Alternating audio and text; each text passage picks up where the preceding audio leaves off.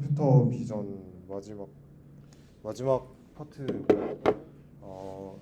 지금까지는 이제 2D에 대한 비전 관련 내용들을 공부하셨다면, 오늘은 이제 3D, 그러니까 저희가 현재 살고 있는 스페이스인 3D 스페이스에서의 딥러닝과 관련해서 좀 기초적인 내용들이랑, 이제 뭐 뒤에 내용들은 나중에 차차 보시도록 하고요. 그래서 시작을 하도록 하겠습니다. 오늘은 크게 세 가지 파트로 나눠져 있는데요. 먼저 3D 비전 컨셉에 대해서 간단히 살펴보고요. 그다음에 크게 이제 3D를 이제 딥러닝에서 표현하는 방법론, 이 다섯 가지가 있는데, 그 다섯 가지를 각각 나눠서 알아보고, 각 레프레젠테이션별로 대표적인 모델들에 대해서 한번 알아볼 거고요. 그다음에 마지막으로 이제 또 요즘 3D 비전에서 가장 많이 활용되고 있는 모델 중 하나인 너프라는 모델에 대해서 간단하게 알아보고 마치도록 하겠습니다. 그래서 일단 지난 시간까지 한 걸 간단히 복습해 보면요, 이제 기억 나실지 모르겠는데, 저희가 이때까지 한 게 뭐 되게 간단한 토픽들이었어요. 뭐 예를 들어서 이미지를 그냥 클래스를 클래시피케이션 한다든지, 아니면은 뭐 세그멘테이션, 그러니까 안에서 이제 픽셀 바이 픽셀로 어떤 오브젝트에 해당이 되는지를 클래시피케이션 하는 이런 문제들뿐만 아니라, 이제 저랑 했었던, 기억하실지 모르겠지만, 오브젝트 디텍션이라는, 이제 오브젝트를 실제 2D 이미지 상에서 찾는 태스크랑, 그다음에 뭐 그거에 어떤 또 그거랑 비슷한 태스크 중 하나인 뭐 인스턴스 세그멘테이션, 뭐 이런 것도 하셨을 겁니다. 기억하시죠, 다들? 그래서 이제 저희는 근데 사실 3D 스페이스 상에서 살고 있잖아요. 사실 2D 이미지는 좀 데이터 자체가 어느 정도의 이제 당연히 앰비규이티를 가질 수밖에 없는데, 그런 문제를 이제 과연 그 연구자들이 어떻게 해결하려고 했는지에 대해서 한번 오늘 간단하게 알아본다고 생각하시면 되겠습니다. 뭐 뒤에서도 나오는 사진인데, 가장 간단한 예시 중에 하나가 이제 저랑 RCNN 했던 거 다들 기억하시죠? 과제 3도 제 기억으로 RCNN이었는데, 뭐 과제는 다들 잘 하셨을 거라고 생각하겠습니다.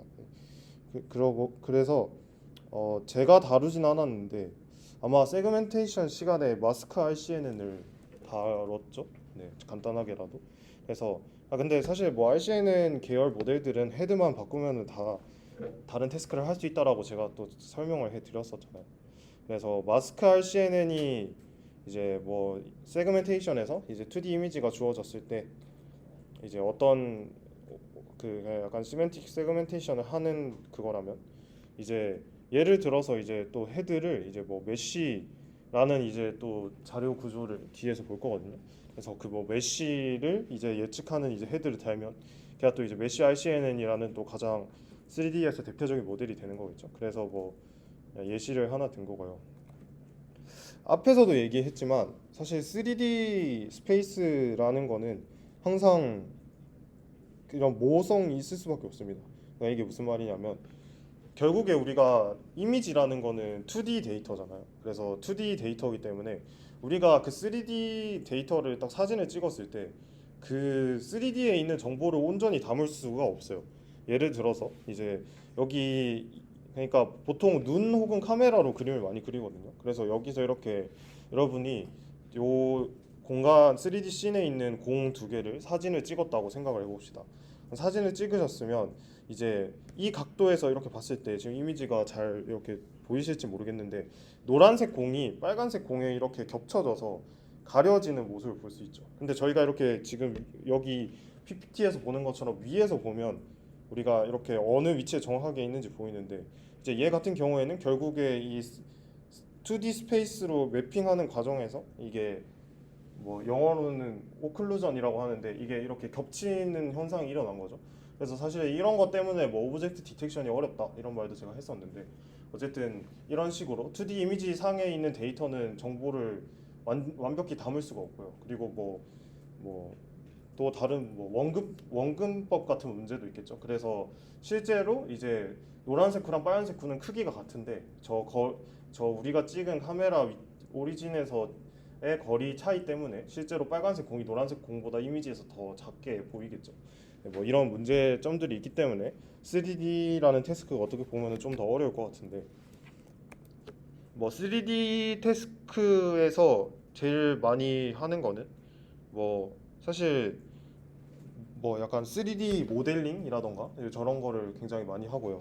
그다음에 뭐 3D 상에서도 여러분이 아시는 뭐 그런 비전에서의 어떤 그런 태스크들, 뭐 오브젝트 디텍션이나 세그멘테이션 다 할 수 있고, 뭐 좀 뎁스 에스티메이션이라고 해서 그 이미지가 이렇게 주어졌을 때 거기서 그 2D 이미지가 주어졌을 때 그 이미지 픽셀 하나하나에 그게 얼마나 내가 찍은 데서 멀리 떨어져 있는지 실제로 그 뎁스를 약간 예측하는 이런 태스크가 또 유명하고요. 요즘은 뭐 3D 리컨스트럭션이라고 해서 이게 굉장히 많이 하는 태스크죠. 너프가 사실 이걸 위한 거의 태스크라서 그리고 뭐 네 그렇습니다. 그래서 뭐 굉장히 3D에서 할 수 있는 태스크가 많고요. 그래서 오늘 크게 약간 모델을 소개를 할 때 다루는 건 두 가지라고 생각하면 됩니다. 이미지가 주어졌을 때 어떻게 그걸 가지고 3D 쉐이프를 예측을 할 것인가, 그리고 실제로 그 3D 쉐이프를 어떻게 핸들링을 할 것인가. 예를 들어서 여러분들이 이미지 데이터가 있으면은 걔를 이제 CNN을 태워서 피처를 뽑아내잖아요. 그런 거를 이제 어떻게 할 거냐. 그래서 뭐 클래시피케이션을 하든 뭐 뭔가를 하겠죠. 그래서 그런 거를 한다고 생각을 하시면 됩니다. 그래서 3D 모양 쉐이프를 어떻게 표현을 하냐가 결국에 중요하겠죠. 그래서 그 표현을 하는 그 방법을 크게 5개로 나눠서 소개를 하겠습니다. 여기 보시면 뎁스맵, 복셀 그리드, 포인트 클라우드, 메쉬, 임플리시 서페이스 이렇게 5개로 되어 있는데요. 사실 복셀 그리드는 잘 쓰는지 모르겠고 쓸 수도 있긴 한데 실제로 3D를 최종적으로 표현할 때 쓰는 경우는 잘 못 봤고요.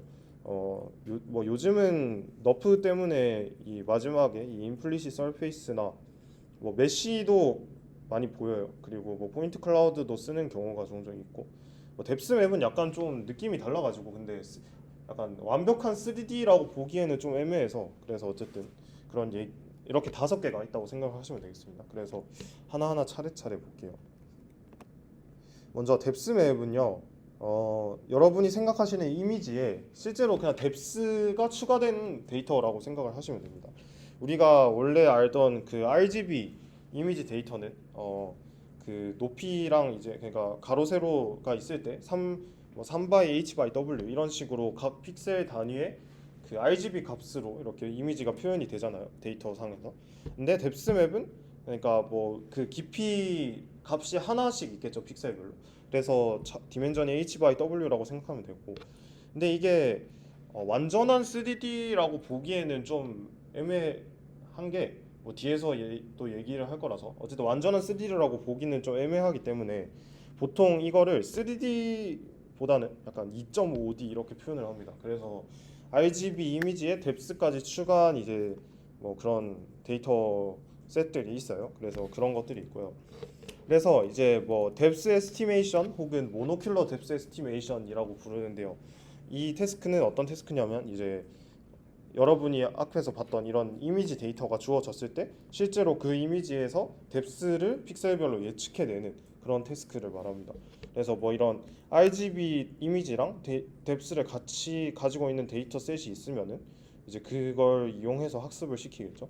그래서 이런 태스크를 우리가 모노큘러 뎁스 에스티메이션이라고 부릅니다. 모노큘러 뎁스 에스티메이션은 뭐 가장 간단하게 생각을 하면 이제 뭐 여러분들이 세그멘테이션 하셨을 때도 보셨을 뭐 그러니까 인코더 디코더 아키텍처 같은 걸 사용하면 뭐 이런 식으로 컨볼루셔널 네트워크를 써도 되고요. 나중에 뒤에도 나오는데 트랜스포머를 써도 되고요. 어쨌든 이렇게 이미지를 처리할 수 있는 이제 이 네트워크가 있고 거기에 그 실제 그라운드 트루스 뎁스 이미지랑 이제 여러 이 모델을 통해서 여러분이 예측한 뎁스 이미지가 있을 때 그 두 개를 이제 로스를 태워서 학습을 하는 방식으로 하면 되겠죠. 간단하게 생각을 해보면. 그래서 뭐 이미 많이 하고 있는 태스크라서 네. 어쨌든 그렇습니다. 네, 제가 아까 앞에서 말했던 문제가 뭐냐면요. 제가 제일 처음에 말했던 사실 문제랑 똑같은 거예요. 이런 스케일이나 뎁스의 앰비규이티가 생긴다는 얘기인데 이제 원근법 다들 아실 텐데 그런 문제 때문에 이제 이런 여기서 이제 그 멀리 있는 오브젝트가 그러니까 여기서 보면은 이 두 개의 고양이가 실제로 크기가 다른데 실제로 우리 눈 그러니까 우리가 봤을 때는 이미지를 통해서 봤을 때는 실제로 크기가 같을 수 있다는 거죠. 네. 그래서 이제 이런 문제 때문에 뎁스 데이터가 완벽히 3D라고 보기는 이제 어렵다 뭐 이런 식으로 얘기를 많이 합니다. 그래서 그리고 이제 비전 트랜스포머를 가지고도 댄스 프리딕션을 이제 많이 하는데요. DPT라는 모델인데 여러분이 저랑 하셨던 비전 트랜스포머랑 거의 똑같습니다. 그래서 여기 조금 다른 부분이 이제 여기 트랜스포머 모델을 여러 번 이렇게 레이어를 쌓을 때 중간중간에 이렇게 추가적인 리어셈블이라는 레이어랑 퓨전 레이어가 들어가긴 하는데 크게 뭐 그냥 이거는 약간 그냥 이 태스크를 하려고 그냥 약간 추가하는 거라서 거의 뭐 그냥 그거랑 그냥 VIT랑 똑같다고 생각하시면 되고요. 그냥 그리고 실제로 굉장히 잘 됩니다. 그래서 이게 뭐 보시면은 이제 원래 이게 아마 소타였을 거예요. 그래서 이 느끼에 나오기 전까지. 그래서 DPT라는 모델이 이제 이런 식으로 굉장히 잘 네, 여기 보시면은 살짝 이렇게 마지막 경우에 나무를 이렇게 잘 표현하지 못했는데 얘 같은 경우는 굉장히 이 가지 하나하나까지 잘 표현을 하는 이런 모습을 볼 수 있죠. 그래서 잘 합니다. 네, 그래서 비전 트랜스포머가 뎁스 에스티메이션에도 많이 쓰인다 이런 얘기를 드리고 싶었고요. 네, 뭐 여기까지는 사실 3D라고 정확하게 말하기는 어렵고 이제 뒤에 나오는 것부터 살짝 여러분이 생각하는 그런 3D의 형태가 나올 겁니다. 먼저 첫 번째로 복셀이라는 건요. 간단하게 생각하면 그 여러분들 예전에 그런 거 해보신 이렇게 나무 블록 같은 거 이렇게 쌓는 그런 거 해보신 적 있지 않나요? 그래서 막 여기 중간에 밑에 뚫려 있는데 막 몇 개 있는지 찾고 막 저 그런 거 예전에 초등학교 때 했었던 것 같은데 뭐 그렇게 그런 식으로 작은 큐브 하나 하나를 쌓아서 이런 식으로 여기 보시면은 실제 의자가 이런 식으로 있는데 자세히 보시면 이렇게 작은 네모가 이렇게 여러 개 쌓여 있는 형태거든요. 그래서 저런 식으로 이제 그리드 그러니까 저 V 바이 V 바이 V 바이 그리드라는 게 그 저 정육면체 하나 요 크기를 말하는 거예요. 그래서 그러니까 요 예를 들어서 뭐 그러니까 요 의자가 들어갈 큰 정육면체를 하나 만들고 그 안에서 뭐 단위별로 쪼개서 여기는 채워져 있고 여기는 안 채워져 있고 뭐 이런 식으로 하는 거예요. 그래서 저런 식으로 심플하게 그냥 블록 형태로 작은 블록 형태로 표현하는 걸 우리가 복셀이라고 하고요. 복셀 레프레젠테이션이라고 하고 그러니까 세그멘테이션 같은 거예요, 실제로. 그러니까 세그멘테이션은 이제 2D 상에서 내가 딱 한 픽셀을 찝었을 때 거기에 어떤 오브젝트가 있냐, 뭐 아니면은 뭐 클래스가 뭐냐 이런 걸 하는 거잖아요. 얘는 3D 스페이스 상에서 여러분들이 어떤 단위 그 그리드를 딱 하나 찝었을 때 거기에 뭐가 있냐, 없냐, 약간 그런 걸 생각하는 약간 그 세그멘테이션인데 3D 스페이스에서 하는 약간 뭐 그런 느낌이라고 생각하시면 되고요. 굉장히 어쨌든 제일 심플한 아이디어잖아요. 근데 좀 사실 문제가 당연히 있겠죠. 이게 뒤에서도 나오겠지만 그 레졸루션이 굉장히 크고요. 그래서 이제 그러니까 그 컴퓨테이셔널 리소스가 굉장히 많이 들고 그다음에 지금 보시면 아시겠지만 모양 자체가 저렇게 돼 있기 때문에 어떤 서페이스를 약간 표현하기가 어려워요. 약간 좀 잘. 그래서 뭐 저런 문제점들이 있는데 어쨌든 가장 심플한 방법론이기 때문에 저게 먼저 소개를 드리는 거고요. 그래서 실제로 저런 식으로 저렇게 3D 블록 이렇게 쌓은 형태로 표현을 했다는 것 자체가 우리가 2D 상에서 생각을 해보면은 이미지 하나하나를 이미지를 그냥 여러 개의 픽셀이 모여 있는 거라고 생각을 하잖아요. 그리고 그 위에서 이제 뭐 컨볼루셔널 레이어 같은 경우는 이제 그 커널을 움직이면서 이제 거기에 맞춰서 이제 픽셀을 이제 로컬하게 보면서 움직이죠. 얘도 똑같이 3D 상에서 3D 상에서 이 필터를 움직이면서 이제 컨볼루션을 할 수 있겠죠. 그러면. 근데 뭐 얘는 이제 살짝 다른 점이 원래는 우리 필터가 이렇게 2D 형태였다면 여기서부터는 이제 3D 형태로 가야겠죠. 그래서 이제 그걸 실제로 그냥 한 게 3D 컨볼루션이라고 생각하시면 됩니다. 똑같아요. 여러분이 아시는 그 2D 컨볼루션이랑 똑같은데 차이점은 그냥 2D를 더 작은 2D로 매핑하는 거랑 3D를 더 작은 3D로 매핑하는 거. 이거의 차이밖에 없습니다. 그래서 뒤에부터 뭐 3D CNN 이런 거 나오면 다 이런 식으로 그냥 이 필터를 이런 식으로 그 단위 박스를 하나 잡아서 이런 식으로 3D 박스를 잡아서 이렇게 여러분이 아시는 그 컨볼루션을 하는 그런 그 단계를 하는 거라고 생각하시면 됩니다. 그래서 여러분이 아시는 컨볼루션 2D 컨볼루션이랑 사실 똑같은 거고요. 그래서 뭐 보통 이렇게 많이 합니다. 예를 들어서 이제 그러니까 그 아마 그 세그멘테이션 할 때 인코더 디코더 아키텍처라는 거를 아마 다루셨죠, 그죠? 네. 인코더 디코더 아키텍처가 사실 딥러닝에서 가장 많이 쓰이는 구조인 것 같아요. 그냥 일단 이게 결국에 딥러닝이나 머신러닝이라고 하는 게 제가 예전에도 한번 얘기했었던 것 같은데 제 생각에는 물론 제가 많이 아는 건 아니지만 제 생각에는 결국에 좋은 레프레젠테이션을 학습하는 게 목적이거든요.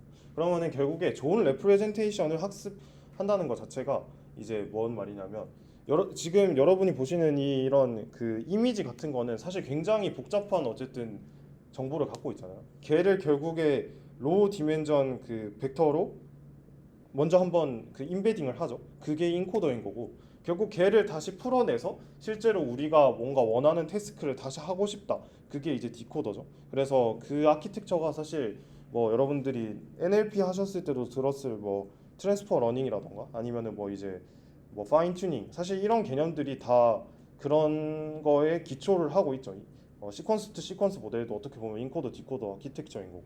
네, 그래서 이제 사실 대부분의 모델이 다 이런 식으로 생겼어요. 그래서 이제 뭐 3D에서도 비슷합니다. 그래서 3D에서 만약에 지금 여기서 하고 싶은 건 이미지를 인풋으로 넣었을 때 아까 앞에서 우리가 봤던 저런 복셀을 어떻게 만들 것이냐, 네, 여기 얘를 어떻게 만들 것이냐라고 했을 때 우리가 일단 이미지로 받은 게 2D 데이터잖아요. 그러면 일단 인코딩은 2D CNN으로 해야겠죠. 여러분이 아시는 그 CNN 뭐 백본 아키텍처는 뭘 쓰시든 상관없고 그렇게 해서 한 다음에 그렇게 만든 어떤 이제 중간에 어떤 저 뭐라 하지 레이턴트 레프레젠테이션을 얘를 다시 이제 뭐 저런 식으로 3D 형태로 잘 재가공을 해서 저렇게 3D CNN을 태워서 이제 약간 저렇게 실제로 복셀 3D 데이터를 만들어내는 이런 식으로 뭐 할 수 있습니다. 근데 이거는 뭐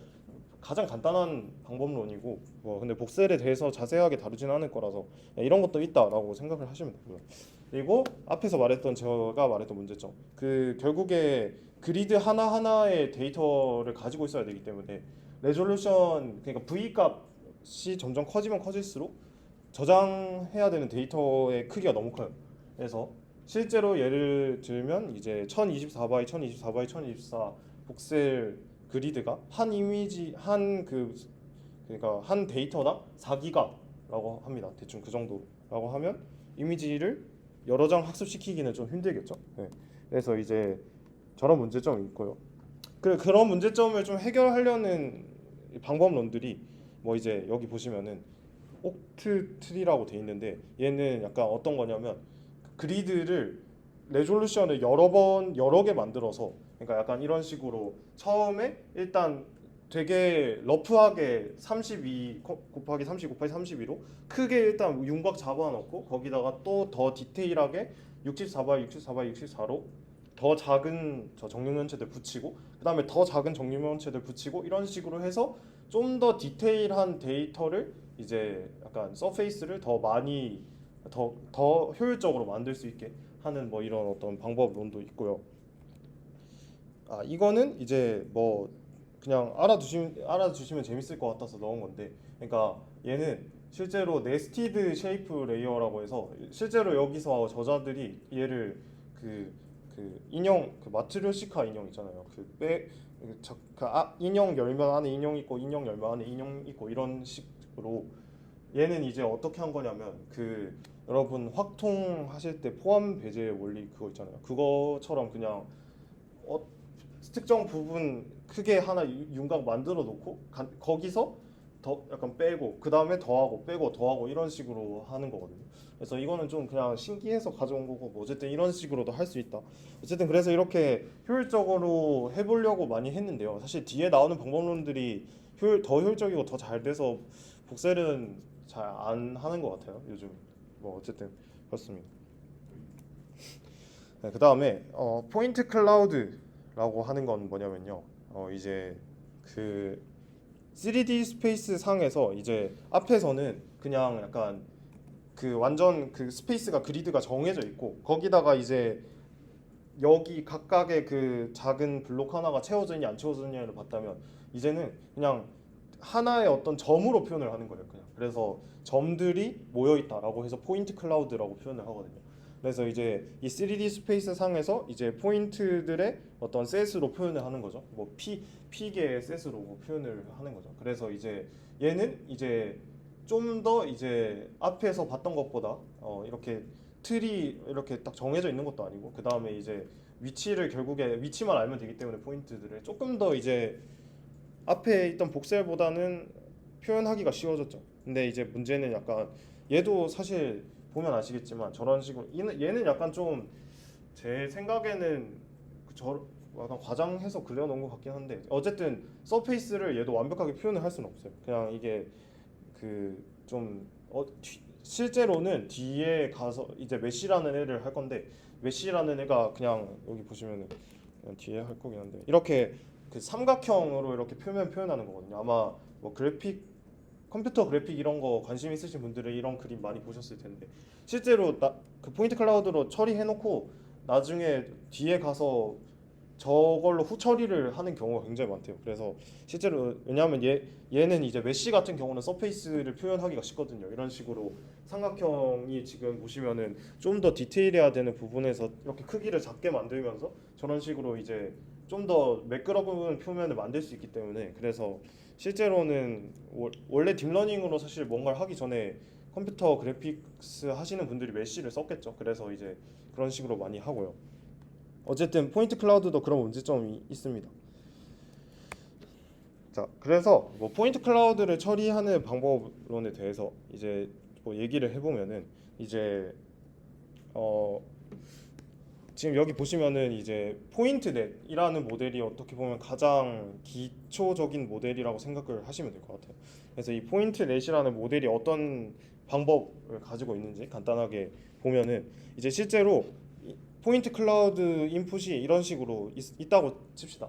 그 p 바이 3인 이유는 x, y, z 좌표가 p개 각각의 점에 대해서 있다고 생각을 하시면 돼요. 그래서 p 바이 3의 데이터가 있는 거고 여기서는 이제 여기서 이 저자들이 선택한 방법으로는 이제 어쨌든 각 포인트들에 대한 정보를 이제 처리를 해야 되잖아요.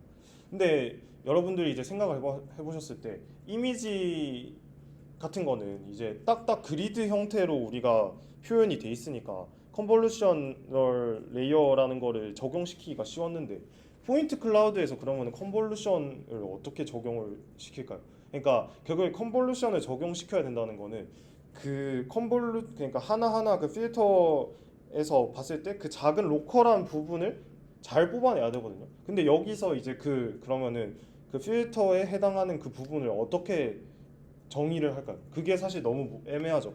그래서 이제 포인트 클라우드에서는 뭔가 컨볼루셔널 레이어를 쓰기 힘들었겠죠. 그래서 아마 일단 가장 여러분들이 생각할 수 있는 가장 단순한 방법론이 아마 멀티레이어 퍼셉트론일 거니까 여기 저자들은 각각의 포인트들에 대해서 아마 이런 식으로 MLP를 태웠어요.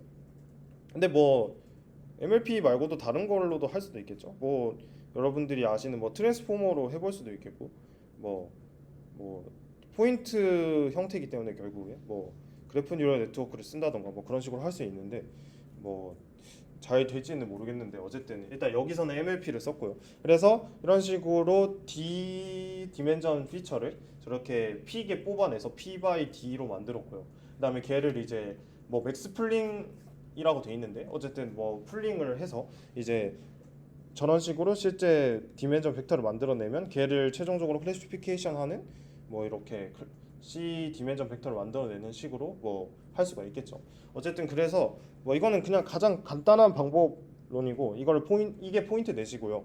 뭐 뒤에 포인트넷 플러스 플러스라든지 뭐 여러 가지 방법론들이 많이 나왔는데 뭐 최근에는 이제 뭐 김현우 교수님 연구실에서 트랜스포머로 또 이거 한 거 나왔거든요. 포인트 클라우드. 그래서 뭐 그런 것도 있는데 뭐 궁금하신 분들은 찾아보시면 좋을 것 같아요. 네. 그래서 어쨌든 여기서 좀 사실 중요한 거는 이제 뭐 포인트를 이런 식으로 다룰 수 있고요. 그다음에 아까 제가 앞에서 얘기했는데 포인트 클라우드에서 포인트를 그러니까 셋이라고 생각을 하는 거잖아요. 그러니까 이게 사실 그 여기서 제가 만약에 여기 있는 포인트 피처들의 순서를 막 바꿔도 상관이 없다는 거예요. 그러니까 여러분들이 이미지라고 생각을 하면은 제가 이미지에 있는 픽셀들을 제가 랜덤 그 mp 랜덤해서 막 섞었어요. 그러면은 당연히 이미지가 이상해지겠죠. 근데 얘는 막 섞어도 어차피 그 자리에 있는 거니까 상관이 없잖아요. 그래서 얘는 이제 데이터 자체가 셋이라는 거에 어떻게 보면 포커스를 주시면 좋을 것 같아요. 그렇기 때문에 뒤에서 제가 소개할 어떤 약간 새로운 로스 펑션 방법론도 적용하고 이런 거거든요. 그래서 어쨌든 그렇고요. 이제 뭐 좀 더 이제 얘를 좀 더 디테일하게 하려고 뭐 이런 식으로 여기 보시면은 이제 빨간색이랑 파란색 부분으로 나눠져 있잖아요. 그래서 이제 여기 보시면은 좀 이제 약간 여기 인풋 이미지가 들어왔을 때 먼저 일단 2D CNN 돌려서 이미지 피처 뽑아내고 얘를 이렇게 브랜치를 두 개를 나눈 거예요.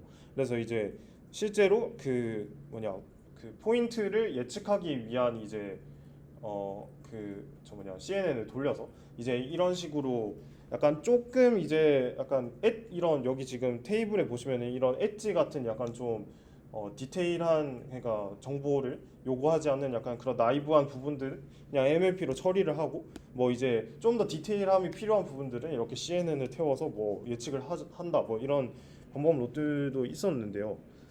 포인트 클라우드를 만들어낼 때 얘는 이제 역으로 그 인풋 이미지에서 포인트 클라우드를 만들어내는 거죠. 앞에서는 이제 포인트 클라우드를 어떻게 처리할 것이냐 그거의 방법론이고 어쨌든 뭐 이런 식으로 하는데요. 뭐 그렇습니다. 이 약간 가장 초기의 방법론들만 제가 지금 다 소개를 드릴 거거든요. 너프 빼고는. 근데 뭐 이제 그 이런 걸 보고 이제 얘가 어떻게 발전했나 하고 궁금하신 분들은 이제 따로 찾아보시면 좋을 것 같아요. 네, 어쨌든 그래서 이런 식으로 그뭐 처리를 할 수가 있겠죠. 네, 아이디어만 보시면 좋을 것 같아요. 오늘은. 그 다음에 이제 제가 아까 앞에서 얘기했듯이 결국에 우리가 포인트 클라우드라고 하는 거는 이제 셋이라고 했죠. 그러니까 이제 순서가 결국에 중요하지 않은 데이터 셋인데 그러면은 얘를 이제 비교하기 위한 어떤 방법론을 적용할 거냐라고 해서 여기서 제시하는 게 chamfer distance라고 하는 건데 얘는 이제 지금 식만 보시면은 어떻게 돼 있는 거냐면 이제 S1이랑 S2 저게 이제 하나하나가 포인트 클라우드라고 생각하시면 돼요. 그러니까 이렇게 점들의 집합이라고 생각을 하시면 되는데 걔 지금 어떤 로스 펑션을 어떻게 정의를 해놨냐면 지금 이 식이 똑같이 생긴 식 두 개가 이런 식으로 돼 있죠. 근데 보시면은 이제 S1이라는 그 집합에서의 각각 원소들에 대해서 그 x-y 저게 결국에 L2로스를 말하는 거잖아요. 그 L2로스가 가장 작은 y를 S2에서 하나 찾는 거죠. 그러니까 내 집합에 있는 애들 말고 이웃에 있는 애들 중에 나랑 가장 가까운 애들을 다 하나하나씩 찾는 거예요. 그래서 그 거리 더하고 반대로 S2 입장에서 S1에 있는 애들 중에 가장 가까이 있는 애들 다 찾아서 더하고 이런 식으로 해서 이제 얘를 로스 펑션을 이런 식으로 처리를 했습니다. 그림으로 보면은 이제 S1을 파란색이라고 하고 S2를 주황색이라고 하면은 파란색 입장에서 가장 나랑 가까운 주황색 애들을 먼저 한번 찾겠죠. 그래서 이제 그렇게 해서 이제 저 각각의 거리를 다 더하고 그 다음에 이제 이 파란색이라는 애 입장에서 주황색이라는 애랑 가장 가까운 애의 거리를 더하고 그런 식으로 하는 거겠죠. 그래서 이제 그러니까 결국에 포인트 클라우드라는 거는 딱 정해진 이제 뭐 어떤 스페이스가 없고 결국에 그 포인트들이 그냥 어떤 좌표에 있냐 결국 이 데이터만 있기 때문에 뭐 우리가 앞에서 했던 것처럼 픽셀 바이 픽셀로 로스를 비교할 수도 없고 그래서 그런 문제점들이 있었기 때문에 얘를 해결하기 위해서 이제 뭐 이런 챔퍼 디스턴스 로스라는 뭐 방법론을 적용을 했습니다. 근데 이게 뭐 그 제가 여기 PPT에는 안 담았는데 여기에 L2 로스를 써서 이게 약간 좀 그 아웃라이어에 로버스트하지 않다라는 말들이 있거든요. 그래서 실제로 저랑 그 오브젝트 디텍션 할 때 F1 스코어 하셨던 거 다들 기억나시죠? 그래서 여기 3D 그 포인트 클라우드에서도 그 F1 스코어 똑같이 할 수 있거든요. 왜냐하면은 그러니까 F1 스코어라는 게 결국에 그 거기 그 프리시전 리콜 가지고 계산하는 거잖아요. 근데 그 오브젝트 디텍션 할 때는 그냥 얘가 그 클래스 스레스홀드 정한 다음에 맞췄냐 못 맞췄냐 그걸로 했는데 여기서는 그냥 저 디스턴스 매트릭 하나 정해놓고 그냥 예를 들어서 파란색이 여러분들이 예측한 어떤 프리딕트 데이터고 이제 주황색이 그라운드 소스 데이터라 하면은 얘를 중심으로 이제 작은 어떤 그 네이버후드를 정의한 다음에 그 안에 주황색이 들어왔으면은 이제 맞췄다. 주황색이 못 들어왔으면 못 맞췄다. 뭐 이런 식으로 하면은 뭐 이제 그것도 프리시전 리콜 계산할 수 있겠죠. 뭐 그래서 F1 스코어가 더 좋다라는 얘기가 있었는데 뭐 네, 그림으로 넣진 않았는데 어쨌든 그렇고요. 그래서 여기까지가 이제 포인트 클라우드에 대한 간단한 소개였습니다. 네. 그래서 포인트 클라우드는 요즘도 뭐 보이긴 보여요. 그래서 이제 뭐 연구하시는 분들도 있고 그 김현우 교수님 연구실에도 연구하시는 분들이 있고 그래서 어쨌든 그 궁금하신 분들은 더 찾아보시면 좋을 것 같고요. 그다음에 이제 그러면은 메쉬랑 그 임플리시트 펑션 이렇게 두 개 남았는데 먼저 일단 질문 있으신 분 먼저 질문 한번 받고 넘어갈까요? 혹시 질문 있으신 분 있나요? 아, 네. 포인트 클라우드 네. 디멘션이 네네. P 바이 3이잖아요. 네. 혹시 그거 관련해서 조금만 아, 그러니까 그 P계의 점으로 표현한다라는 애는 이제 예를 들어서 그러니까 정해져 있다고 하면은 그러니까 그 각각의 뭐 예를 들어서 1000 바이 3이라고 하면은 1000개의 포인트들의 각각의 x, y, z 좌표가 다 있는 거예요. 저 이미지에서 10개의 점이 찍혀 네, 있는 1000개의 점이 찍혀 있으면 그게 이제 뭐 원점을 정의했으면은 x, y, z 좌표로 정의를 할 수가 있잖아요. 그래서 뭐 예를 들어서 원점을 뭐 여기가 원점이라고 하면 0,0,0 하나 있고 뭐몇 그게 1000개 있는 거예요. 그래서 1000 바이 3이라고 표현하고. 네. 그래서 이제 거기서 이제 각각의 포인트들에 대해서 뭐 MLP를 해서 여기서 디멘전을 키우는지 줄이는지 모르겠는데 아마 3 천바 그러니까 P 바이 3라서 아마 줄이는 건 좀 힘들 것 같긴 한데 어쨌든 뭐 이런 식으로 P 바이 D로 어쨌든 이렇게 그 MLP 해서 이제 얘들을 대표하는 하나의 어떤 벡터를 찾자 해서 맥스풀이라고 했는데 이게 보시면 사실 지금 제가 대충 봐도 사실 딱히 좋은 구조는 아닌 것 같거든요. 왜냐하면 일단 여기서 딱 봤을 때 이런 구조를 봤을 때 문제점이라고 생각될 수 있는 부분이 그 각각의 점에 대해서 만약에 MLP를 했다고 하면은 물론 이제 각각의 x, y, z 좌표를 가지고 처리를 하는 거니까 물론 위치 정보가 없는 건 아니지만 그 주변에 어떤 애들이 있는지 뭐 그런 거를 딱히 고려한 것도 아니라서 일단 그것도 하나의 약간 지적 사항이 될 수 있겠고 맥스풀이라고 했는데 맥스풀만 해도 되나? 약간 그런 약간 의구심이 들잖아요. 그래서 뭐 이게 제 기억으로는 포인트넷이 2016년, 7년에 나온 거라서 되게 오래된 거거든요. 그래서 제일 진짜 처음 거의 나온 모델이라서 포인트 클라우드를 다루기 위해 아마 뒤에서는 막 이렇게까지는 안 했을 거예요. 뭐 포인트넷 플러스 플러스 이런 것도 있는데 뭐 그런 거는 궁금하시면 찾아보시면 될 것 같아요. 포인트 개수는 네. 어떻게 해상도 공이 아니 아, 네, 아마 데이터셋마다 정해져 있지 않을까요? 저도 정확하게는 잘 모르겠는데, 그러니까 이게 사실 근데 이게 P가 이 그 P 값이 제 생각에는 그 데이터 하나하나마도 달라도 사실 이런 구조면 크게 근데 그러면은 이게 모델을 정의하기가 그래도 상관없겠네. 어쨌든 이제 P는 그냥 약간 정해져 있는 파라미터 같은 거라고 생각하시면 될 것 같아요. 그냥 이게 몇 개로 정확하게 제가 하는지는 모르겠는데 제가 1000개라고 얘기한 거 보니까 아마 1000개로 하는 것 같아요. 제가 기억하기로는 어쨌든 근데 저도 포인트 클라우드에는 딱히 관심 없어가지고 많이 보지는 않아서 네, 어쨌든 이런 것도 있다라고 생각을 하시면 되겠습니다. 네. 또 질문 있으신 분 있을까요? 네, 없으시면은 이제 메시까지만 하고 좀 쉬었다가 너프를 하려고 하거든요. 그래서 일단 먼저 메시부터 한번 해볼게요. 자, 메시는 이제 앞에서 이제 했던 이제 포인트 클라우드에 어떻게 보면 조금 더 디테일한 버전이라고 생각을 하시면 되는데 앞에서는 우리가 이제 어떻게 보면은 그러니까 포인트들의 집합으로 생각을 했잖아요. 근데 이제부터는 약간 얘들은 트라이앵글의 집합이라고 생각을 하는 거예요. 그래서 트라이앵글 메시라고 하는 건데 저런 식으로 삼각형 하나하나로 이제 약간 그 3D 그 오브젝트를 표현을 하는 그런 느낌이고요. 그래서 실제로 이제 여기 각각 하나의 어떤 포인트들이 이제 V에 있어서 걔들을 이제 그 그래프 여러분들이 아시는 것처럼 벌텍스라고 표현을 하고 그 벌텍스들을 이렇게 이런 식으로 삼각형 모양으로 전부 이렇게 이었을 때 나오는 요 면들 있잖아요. 그럼 쟤들이 이제 실제로 그 우리가 생각하는 그 3D 오브젝트의 서페이스가 되겠죠. 그래서 이런 식으로 보통 메쉬라는 구조는 근데 사실 그 이 딥러닝 방법론을 쓰기 전에도 아마 그래픽에서 많이 쓰던 방법론이었을 거예요. 그래서 여기도 보면은 스탠다드 레프레젠테이션 for graphics라고 돼 있고 그래서 사실 앞에서 제가 뭐 여러 가지 데이터들을 소개를 해 드렸는데 가장 많이 연구됐고 지금도 연구를 많이 하고 있는 너프랑 같이 어떻게 보면 그런 부분은 메시가 아닐까라고 저는 생각을 하는데 그래서 어쨌든 메시도 이제 충분히 어쨌든 좀 잘 표현할 수 있는 어떤 3D 모델을 어떤 그런 데이터 구조다라고 생각을 하시면 될 것 같고요.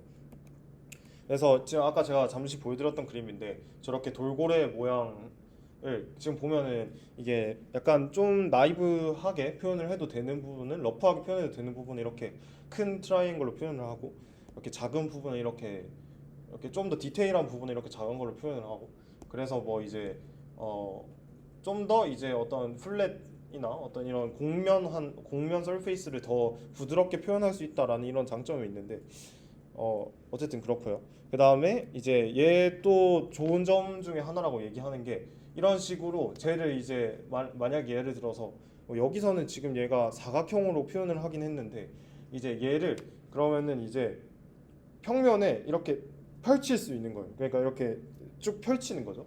그래서 이제 지금 그러니까 그 여러분들이 그 지구가 구형인데 걔도 결국에 구를 이렇게 저런 식으로 보면은 이렇게 작은 이렇게 단위로 쪼개가지고 얘를 이렇게 펼쳐 놓은 게 결국에 지도잖아요, 맞죠? 그런 것처럼 이제 3D 모델이 있다고 했을 때 걔를 이제 저게 이렇게 메쉬 형태로 이렇게 작은 이제 도형 형태로 표현이 되어 있으면 걔를 이렇게 쫙 펼칠 수 있다는 거죠. 근데 이 펼칠 수 있다는 게 사실 굉장히 좋은 게 그러면은 2D 이미지를 2D 그러니까 2D 이미지가 있는데 우리가 원하는 저 3D 데이터를 실제로 2D 이미지로 매핑을 할 수가 있다는 것 자체가 그러면은 그 정보를 우리가 어떻게 데이터셋에 3D가 있으면은 걔를 펴서 뭐 이제 그 2D 이미지랑 실제로 매칭을 시켜가지고 약간 뭐 이렇게 피처를 잘 활용을 한다던가 뭐 그런 게 가능하겠죠. 그래서 약간 이런 것도 좋은 장점인 것 같습니다. 그래서 뒤에서 제가 소개할 그 모델에서도 이런 그런 약간 방법론들을 많이 써요. 자 어쨌든 그래서 이제 메쉬를 만들어내는 이제 모델들이 여러 개가 있는데 뭐 많이 나왔고 근데 이제 제가 소개 드릴 거는 크게 그러니까 약간 두 가지거든요. 그래서 좀 제일 초기에 했고 어떻게 보면 가장 잘 됐다고 얘기를 하는 어떤 모델 두 개가 이제 픽셀 투 메쉬라는 애랑 이제 제가 앞에서 잠깐 소개했던 메쉬 RCN이라는 모델이거든요. 그래서 보시면은 자, 픽셀 투 메쉬라는 모델은 이름에서도 직관적으로 보시면 아시겠지만 픽셀 투 메쉬 그러니까 픽셀 형태로 표현되어 있는 저 RGB 이미지를 실제로 우리가 메쉬 형태로 표현을 어떻게 하는지를 학습하는 이제 모델을 만드는 거죠. 그래서 뭐 여기 이렇게 모델 제가 파이프라인을 이렇게 간단하게 그려놨는데 여기 보시면은 이제 뭐 여러 가지 되게 요소들이 들어있잖아요. 그래서 이제 여기서 이제 적용한 방법론을 우리가 크게 네 가지로 얘기를 할 수가 있거든요. 하나하나 한번 살펴보면 먼저 밑에 요 지금 보면은 요 라인을 보면 아시겠지만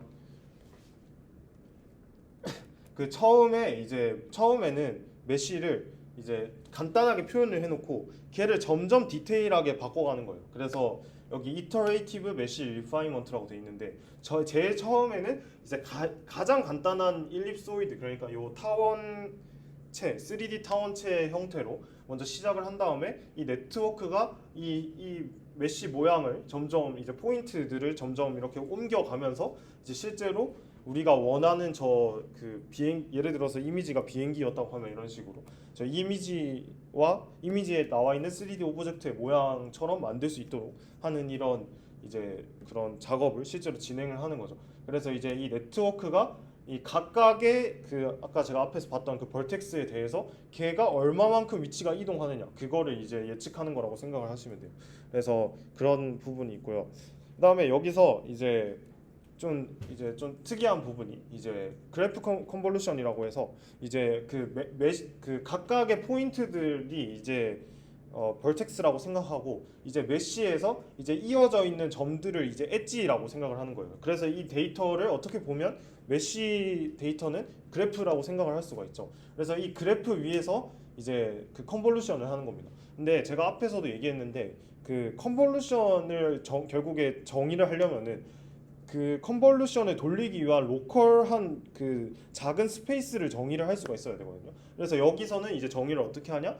그 나를 중심으로 나의 네이버후드, 그러니까 그래프 상에서의 네이버후드를 가지고 정의를 했는데 뭐 물론 지금은 그래프에서 저렇게 단순하게는 잘 하진 않는데 어쨌든 얘는 일단 비전 모델에서 그냥 이제 요런 방법론을 적용했다는 게 좀 사실 신기하죠. 이때 당시만 해도. 그래서 이제 어쨌든 그냥 그래서 이런 식으로 처리를 한다. 그래서 여기 설명 읽어 보시면 그 각각의 이 벌텍스들이 FI라는 그 이제 그 포인트별로 피처를 가지고 있다고 했을 때 그 피처들을 이런 식으로 이제 자기의 네이버후드를 이제 정의를 해서 그러면 이제 이렇게 엣지로 이어져 있는 부분들이 있을 거잖아요. 그러면은 자기 자신의 정보랑 그 다음에 자기 이웃들의 정보까지 전부 합쳐서 이제 다음 이제 그러니까 자기의 레이어를 거쳤을 때 자기의 다음 피처로 이렇게 정하는 거죠.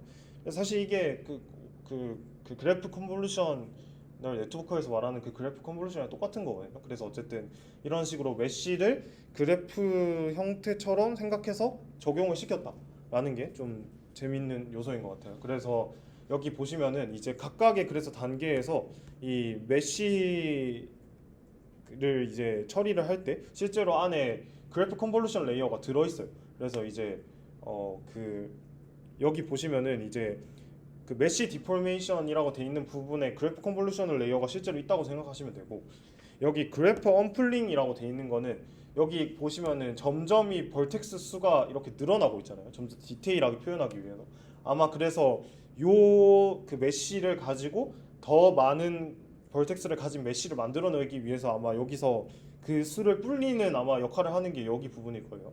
네, 뭐 자 디테일하게 저도 사실 본 적은 없어가지고 네, 어쨌든 궁금하신 분들은 찾아보시면 좋을 것 같고요. 어쨌든 그래서 이런 식으로 언플링과 이제 컨볼루션, 그래프 컨볼루션이라는 걸 해서 메쉬라는 데이터셋을 어떻게 보면 이미지랑은 좀 동떨어진 데이터셋인데 걔를 어쨌든 처리를 잘 하는 이제 모델을 어느 정도 만들었다라고 생각하시면 되고요. 뭐 이미지 피처를 이제 근데 여기서 문제가 뭐냐면은 그러면은 이제 우리가 이런 식으로 그냥 초기 메쉬만 정해놓고 그다음에 저런 식으로 그래프라고 생각해서 뭐 벌텍스 수 불리고 컨볼루션 하고 뭐 그것만 하면은 지금 제가 이 과정에서 원래 비행기 이미지에 대한 정보를 썼나요? 안 썼죠. 그러니까 사실상 거의 엔드 투 엔드 모델이 된 거잖아요. 그냥 얘 있고 그냥 얘 3D 그라운드 트루스만 있다고 했을 때 그냥 걔 두 개만 비교하는 모델이 된 거잖아요. 그러면은 사실 잘 학습이 안 되겠죠. 그래서 위에 보시면은 여기 지금까지 그 소개한 두 개가 요 밑줄을 하기 위한 애라고 생각하시면 되고 위에도 부분이 있는데 위에는 사실 얘는 그냥 여러분이 아시는 그 컨볼루셔널 네트워크라고 생각하시면 되고요. 그래서 뭐 얘는 백본 아키텍처라고 생각하시면 되고 그다음에 여기 보시면 피처 풀링이라는 게 있거든요. 그래서 퍼셉추얼 피처 풀링이라는 게 있는데 여기 보시면은 각각의 저 CNN 중간중간에서 인터미디에이트 피처를 뽑아내고 있잖아요 지금. 그래서 걔를 메쉬 디포메이션을 하는데 쓰겠대요. 근데 이제 그럼 얘가 어떻게 가능하냐라고 했을 때 그 제가 앞에서 얘기한 얘 얘기가 나오는 거죠. 그러니까 이제 얘를 2D 상에 매핑을 하기가 쉽기 때문에 이제 이런 어떤 구조를 채택할 수가 있었다는 거죠 이 저자들이. 그래서 이제 이런 식으로 피처 풀링을 해서 그러니까 피처를 이런 식으로 뽑아내서 실제로 그 메쉬를 만들 때 피처를 이렇게 넣는 이런 과정을 합니다. 여기 보시면은 이제 여기 그래서 얼라인 벌텍스 얼라인드 피처라고 돼 있는데 여기 보시면은 요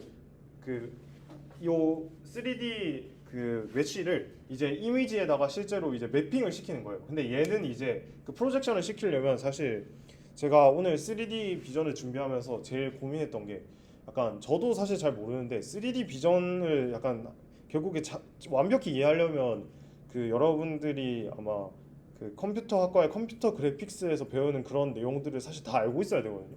근데 저도 몰라요. 저도 그래픽스를 안 들어가지고 사실 저도 준비하면서 약간 좀 약간 당황을 많이 했는데 어쨌든 그냥 이제 그런 내용을 다 뺐거든요. 그래서 그래픽스 내용 그냥 무시하고 그냥 이제 여기 그래서 카메라 인포메이션이라고 돼 있는 게 뭐 내가 이 이미지를 어떤 위치에서 어떤 각도로 찍었고 뭐 그런 정보를 말하는 거예요. 그래서 그런 애를 써서 실제로 얘를 이제 프로젝션을 시켜서 각각 그 이미지에 대한 그 포인트들을 다 매칭을 시키는 거예요. 얘가 그 내 이미지 상에 어떤 그 점의 그 픽셀에 대응이 되는지. 그러면은 걔를 이제 요 점을 이제 그 여러분들 제가 RCNN 할 때 ROI 풀링, ROI 얼라인 했던 거 기억나시죠? 그 ROI 얼라인이랑 사실 똑같은 거예요. 그래서 이제 얘를 뭐 제가 그때 ROI 얼라인을 제대로 설명을 안 하긴 했거든요. 그리고 과제에서도 제가 직접 구현을 할까 하다가 설명을 안 해놓고 구현을 하라고 시키면 살짝 양아치 같아 보일 것 같아서 그냥 내장 함수를 썼는데 어쨌든 ROI 온라인 궁금하신 분들은 찾아보시면 좋을 것 같고요. 제가 그때도 설명할 때 제 기억에 ROI 온라인이 다른 모델들에서도 갖다 쓴다 이런 식으로 막 그런 얘기를 했었거든요. 그거에 제일 좋은 예시죠, 얘가. 그래서 이제 저런 식으로 2D CNN을 통해서 인풋 이미지에서 뽑아낸 저 피처에다가 저 2D 이미지의 위치를 대응시키는 거를 이제 저런 식으로 보통 많이 하거든요. 그래서 뭐 바이리니어 인터폴레이션 뭐 이런 말이 나오는데 자세하게는 설명을 하지 않을 건데 궁금하신 분들은 찾아보시면 될 것 같고요. 어쨌든 그래서 픽셀 투 메쉬라는 모델이 이런 식으로 이런 제가 여기서 위에서 얘기한 그 세 가지의 방법들이 키 아이디어라고 생각을 하시면 되고 마지막으로 로스 펑션은 이제 그 앞에서 우리가 소개했던 그 챔펄 로스 펑션 똑같이 쓰거든요. 근데 얘가 좀 이제 다른 부분은 뭐냐면 이제 앞에서는 사실 포인트 클라우드는 이제 그냥 점의 위치라서 그냥 엘트로스 계산을 하면 됐기 때문에 딱히 복잡한 게 없었는데 근데 예를 들어서 이런 메쉬 제가 이런 메쉬를 만들었는데 모델로 그라운드 트루스가 얘라고 생각을 해보세요. 그러면은 어쨌든 얘랑 얘가 표현하는 서페이스는 똑같은데 다르죠. 이런 식으로 버텍스 개수 자체가. 그러면은 아마 로스 값이 일단 얘가 하나가 없어가지고 아마 챔펄 디스턴스 계산하면 꽤 크게 나올 거예요. 아마 생각보다. 그래서 이제 그러면 이런 그라운드 트루스 메쉬에서 만들어져 있는 벌텍스랑 내가 만든 그 프리딕션 한 이 메쉬가 실제로는 사실 똑같은 건데 이런 식으로 다른 경우는 어떻게 커버할 거냐라고 했을 때 여기서 그냥 얘들이 한 방법이 그냥 이 메쉬들을 그냥 그 포인트 클라우드처럼 생각을 하겠다는 거죠. 그러니까 이게 뭔 말이냐면 요 메쉬에서 그냥 포인트를 샘플을 하는 거예요. 그냥 그 여기 요 표면 부분에서 요 벌텍스들 말고 요 표면 부분에서 다 이렇게 그 뭐지 샘플링을 하면은 요 각각의 하나하나 점을 우리가 포인트 클라우드라고 생각해도 되겠죠. 네. 그래서 요런 포인트 클라우드가 있다고 생각을 하고 여기 오프라인이라고 돼 있는 거는 그러니까 이거는 미리 해놔도 된다는 거죠. 학습이랑 연관이 없는 거잖아요, 이건. 그래서 요거는 이제 뭐 미리 해 놓으면 되고 그 다음에 우리가 실제로 학습을 할 때 그럼 문제는 얘랑 이제 얘들의 이제 그라운드 트루스 샘플들이랑 이제 그러면은 샘플 로스를 계산해야 된다는 건데 근데 사실 이러면은 얘들 점 이렇게 다 뽑아놨는데 볼텍스 여기 표면에만 이렇게 꼭지점에만 이렇게 있으면은 사실 문제가 해결됐다고 보기는 어렵죠. 그래서 그 여기 학습 과정에서도 똑같이 샘플링을 합니다. 로스를 계산할 때. 근데 이거는 이제 온라인이라고 한 이유는 프리딕션 그 메시 프리딕션 한 거는 여러분들이 모델을 학습시키는 과정에서 계속 바뀔 거잖아요, 맞죠? 그래서 미리 뽑아 놓을 수가 없고 그 로스를 계산해서 백프로파게이션 시키는 과정에서 샘플링을 해서 계산을 해야겠죠. 그래서 온라인이라고 돼 있는 거예요. 그러니까 온라인 오프라인의 그냥 차이는 그거고요.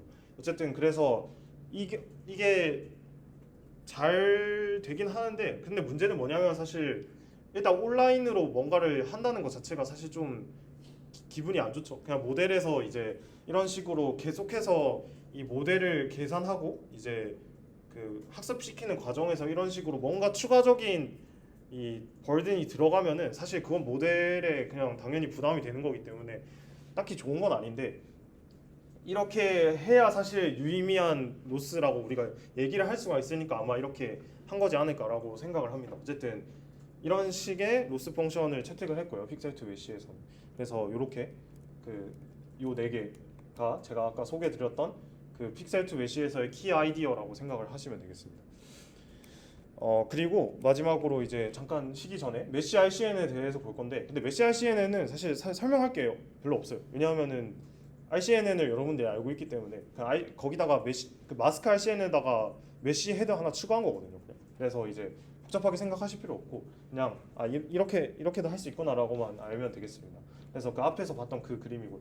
그래서 RGB 이미지가 인풋으로 들어왔을 때 저런 식으로 그 여러분들이 RCNN에서 하던 것처럼 바운딩 박스 찾고 그 레이블링하고 카테고리 그 다음에 그 마스크 RCNN에서 이제 추가로 들어간 세그멘테이션까지 하고 추가적으로 이제 메시 헤드까지 해서 그 3D 트라이앵글 메시 그 포인트 위치를 예측하는 것까지 해서 이런 식으로 이제 아웃풋이 나오는 거죠. 그래서 근데 이제 여기서 사실 앞에서 저희가 봤던 그런 픽셀 투 메시 같은 거에 문제점이 있어요. 그게 문제점이 뭐냐면은 이제 얘가 메시 자체가 애초에 타원형으로 시작을 했잖아요. 그렇기 때문에 얘가 표현할 수 있는 3D 오브젝트가 있고 표현 못하는 3D 오브젝트가 있어요. 이게 뭔 말이냐면 근데 이건 사실 저도 잘 모르는 거긴 한데 혹시 뭐 이런 거 들어보셨어요? 사실 도넛이랑 컵은 위상 수학적으로 똑같다. 막 이런 얘기 들어보신 적 있으시지 않나요? 그게 여기서 말하는 토폴로지라고 하는 게 어쨌든 그런 걸 말하는 거예요. 그러니까 애초에 예를 들어서 여러분들이 요 픽셀 투 메시 아까 뒤에서 봤던 모델을 가지고 도넛을 만들려고 하면 안 만들어지는 거예요. 그냥 토폴로지가 안 맞아서 그래서 그냥 그런 애들은 그냥 픽셀 투 메시가 만들지 못하는 거죠. 그러니까 초기에 이 타원체 모양이랑 똑같은 애가 아니면은 토폴로지가 그냥 예측을 할 수가 없는 거예요. 뭐 이거에 대해서 자세하게 설명은 저도 못할 것 같고 어쨌든 그래서 이렇게만 이해를 하시면 되고 어쨌든 그런 문제점이 있었는데 그거를 이제 마스크 RCNN에서 해결하려고 쓴 방법이 일단 복셀을 쓰는 거예요. 예, 제가 앞에서 복셀을 안 쓴다고 했는데 어쨌든 여기서는 이제 중간 과정에서 그런 어떤 토폴로지컬한 문제를 해결하기 위해서 복셀을 중간 과정에서 쓰는 거거든요. 어쨌든 이런 식으로 왜냐면 복셀은 그냥 우리가 그 그리드 스페이스만 정해놓으면은 그냥 그 위치에 저 정육면체 블락이 있냐 없냐라고만 생각하는 거니까 개념적으로 모든 모양을 만들 수 있잖아요, 맞죠?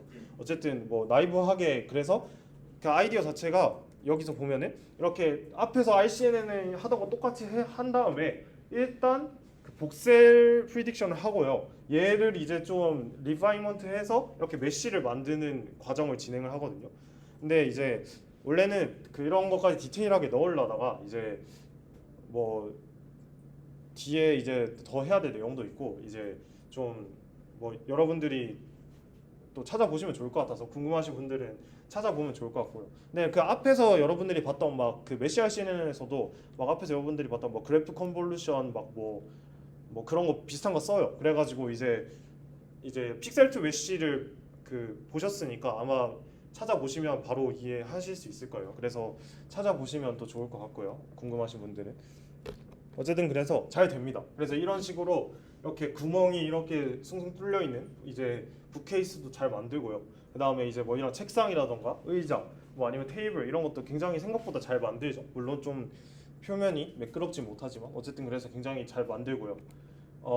얘는 이제 그래서 실제로 그 박스랑 마스크가 이런 식으로 있다고 했을 때 이제 뭐 여기 보시면은 또 신기한 게 이런 식으로 그러니까 이게 사실 어떻게 보면 모델의 장점이자 단점인데 얘가 세그멘테이션만 잘했으면 여기 보시면은 이런 식으로 인스턴스 세그멘테이션을 이런 식으로 가려진 부분까지 얘가 소파라고 인식을 해서 마스크가 예측에 성공했어요. 그러면은 얘가 가려져 있어도 3D도 똑같이 저렇게 채워진 형태로 나오겠죠. 근데 문제는 세그멘테이션이 망했다 이런 식으로 여기 원래 여기까지 있어야 되는데 이런 여기까지밖에 안 만들어졌다. 그럼 얘도 거기까지밖에 안 만들어져요. 그러니까 이게 어떻게 보면 모델의 뭐 좋은 점이자 한계점이라고 할 수 있겠죠.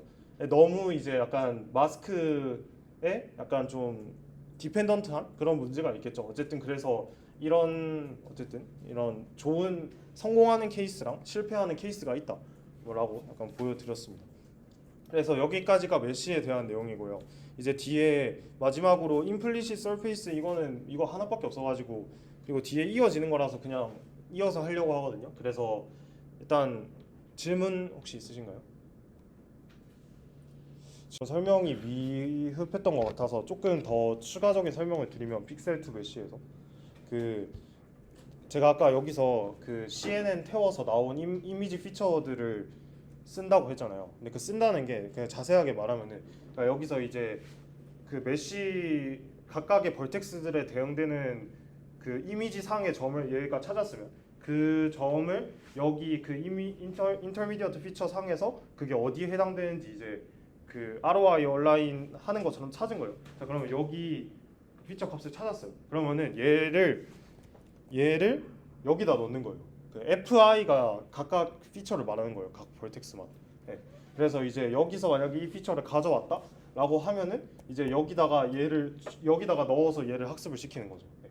그래서 저 W라는 애가 사실 웨이트라서 그 MLP에서 보면은 이제 그 뭐 WX라고 해서 이제 그 W가 실제로 학습시키는 웨이트인 거잖아요. 그 똑같이 마찬가지로 얘도 여기서 나와 있는 W0, W1이 학습시키는 그 웨이트라고 생각을 하시면 되고 그 뭐 이 식 포뮬레이션을 뭐 이렇게 할 수도 있고 여러분들이 뭐 실제로 코딩하는 것처럼 생각하면 그냥 매트릭스 닷 프로덕트 하는 것처럼 생각할 수도 있는데 벡터나 매트릭스 닷 프로덕트처럼 여기서는 이제 각각의 노드 레벨에서 얘들이 어떻게 그냥 구현을 할 거냐라고 봤을 때 자기 자신의 그 원래 전 피처 FI의 그냥 웨이트 하나랑 그 다음에 요 각각의 FJ 그러니까 자기랑 연결돼 있는 애들의 이제 그 피처랑을 이제 웨이티드 썸 해서 이제 학습하는 방식으로 하겠다라고 여기서 이제 그걸 아마 설명하기 위해서 여기서 식 포뮬레이션을 이렇게 한 거고요. 뭐 구현할 때는 아마 이렇게 안 했겠죠. 구현할 때는 아마 그 뭐 벡터나 매트릭스 프로덕트 형태로 아마 구현이 돼 있을 건데 그 의미론적으로는 똑같은 거라고 생각하시면 돼요. 걔는 그래프 레벨에서 생각하는 거고 얘는 노드 레벨에서 생각하는 거니까. 그래서 네 어쨌든 그 여기서 뽑아낸 피처를 어떻게 쓰냐는 게 그냥 여기 각각의 말하는 F에 들어가는 거다라고 생각을 하시면 될 것 같습니다. 괜찮으신가요? 네. 자, 그래서 그 뒤에 내용을 마저 해 보겠습니다. 그래서 이제 저희가 그 앞에서 봤던 그 5가지 중에 4가지를 봤고요. 이제 그 4가지 뒤로 4가지가 끝났고 마지막으로 이제 얘기하려고 하는 게 이제 implicit function이라는 건데 얘는 뭐 그냥 복잡하게 설명 안 하고요. 그냥 뭐냐면 앞에서는 이제 약간 뭐라 해야 되지? 그 좀 그냥 그 위치에 이런 데이터가 있다. 그러니까 뭐 포인트 클라우드 같은 경우에는 이 스페이스 상에서의 이 좌표에 이 포인트가 있다. 뭐 이런 식으로 표현을 했었으면 여기서는 얘는 이제 약간 좀 그러니까 특이한데 이 그 R3라고 하면 이제 X, Y, Z 좌표를 의미하는 거겠죠. 걔가 그 쉐이프의 안에 있는지 바깥에 있는지를 이제 나타내는 거예요. 그래서 그 저거를 이제 0에서 1 사이 값으로 이제 매핑을 시키는 거죠.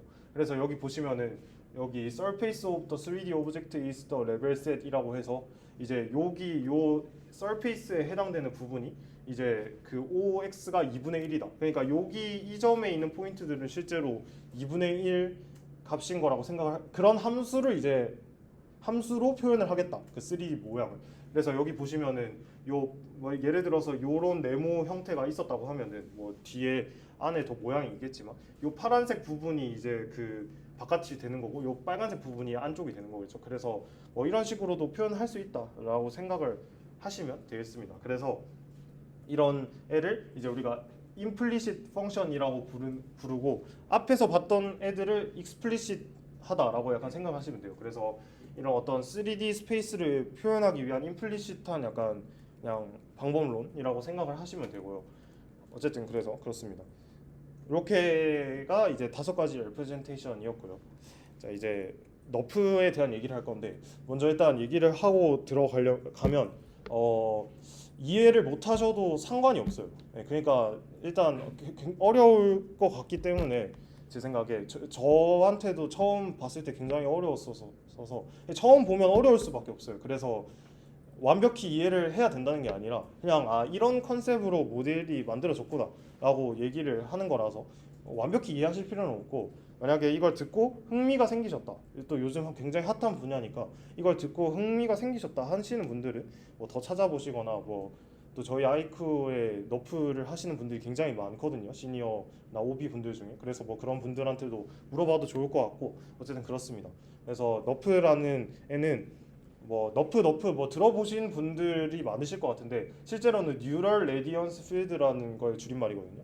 그래서 어쨌든 얘가 그러면은 도대체 뭘 하는 거냐라고 일단 한번 보면은 일단 제가 아까 제일 처음에 설명할 때 너프라는 애를 뭐 3D 리컨스트럭션 할 때 쓴다 뭐 이런 얘기를 많이 했잖아요. 근데 그 여기서 그 너프라는 애가 하는 그 태스크 자체가 여기서 뷰 신테시스 혹은 노벨 뷰 신테시스라고 표현을 하는데 그러니까 여기서 그 하고 싶은 게 뭐냐면 실제로 이제 여러 장의 이미지가 있는 거예요. 근데 이제 요 노은 카메라 파라미터스라는 거는 실제로 내가 이 카메라로 찍은 그 뭐 각도나 뭐 이런 거를 다 안다고 가정하는 거예요. 그 좌표 계산에서. 그래서 뭐 그거는 이제 또 깊게 들어가면 또 컴퓨터 그래픽스 내용이라서 일단은 생략을 하고요. 어쨌든 그래서 일단 그냥 여러분들이 이 사진을 갖고 있고 내가 어떤 방향에서 어떻게 찍었다라는 걸 다 알고 있다고 생각하고 그냥 들어가는 거예요. 그래서 이제 실제로 여기는 뭐 9장인데 뭐 보통 뭐 150장에서 100장 뭐 이런 식으로 처음에 그 초기 너프는 그런 식으로 표현했거든요. 100장이라고 생각을 하시면 되고 간단하게.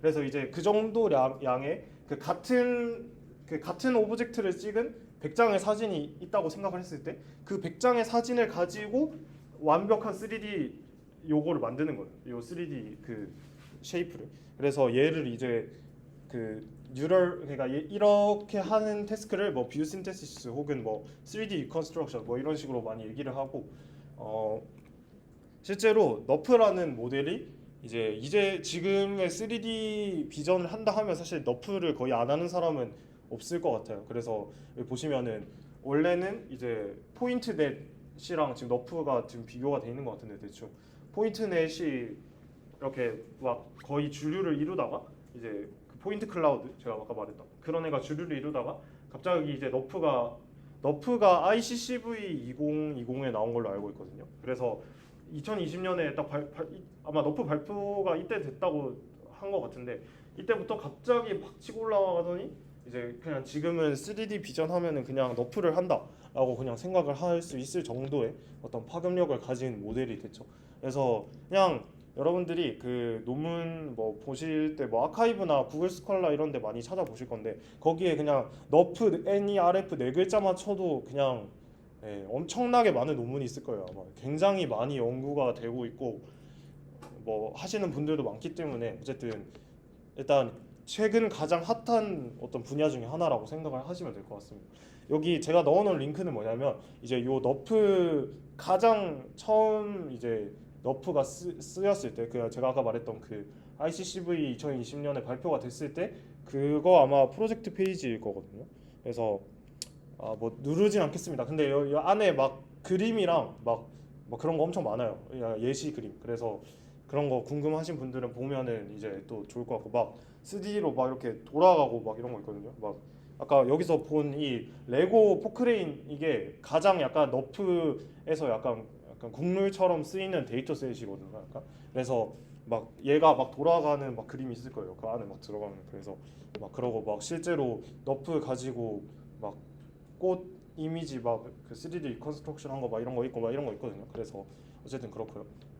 그래서 너프라는 애가 한 100장 정도의 사진을 가지고 모든 이제 그 뷰포인트에서 그러니까 내가 지금 가지고 있는 정보는 내가 어떤 각도에서 찍은 100장의 사진밖에 없는데 실제로 얘만 가지고 모든 이 각도에서 이렇게 찍었을 때는 요 위치에 어떤 식으로 물체가 있을 거다라는 거를 그냥 완벽히 알아내겠다는 거죠. 네. 그래서 이제 걔가 너프가 하는 거라고 일이라고 생각을 하시면 되겠습니다. 자, 너프는 일단 생각보다 그 모델 자체는 굉장히 쉬워요. 왜냐하면 그냥 모델은 MLP예요. 그냥 MLP만 써요. 그냥. 근데 이제 그냥 이 컨셉 자체가 이제 뭐 컴퓨터 그래픽스적인 내용이나 그런 내용에 기초를 하고 있어서 굉장히 어려운 건데 이해하기가 실제로 이 안에 있는 네트워크는 너프밖에 없어요. 너프 안에 있는 네트워크는 MLP 하나밖에 없어요. 그냥.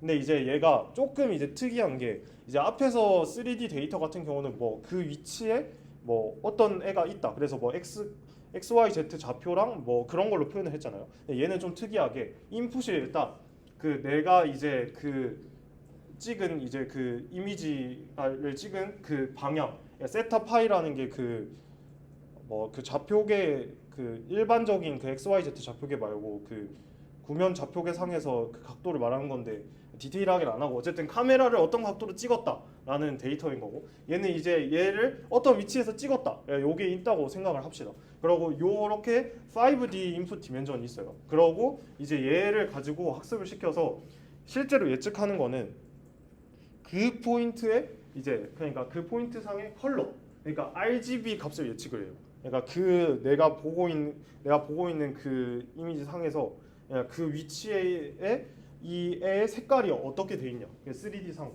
그 다음에 이제 걔의 density 그러니까 밀도가 얼마냐 그러니까 이게 지금 안 와닿으실 수 있거든요. 이게 뭔 말 하는 건지.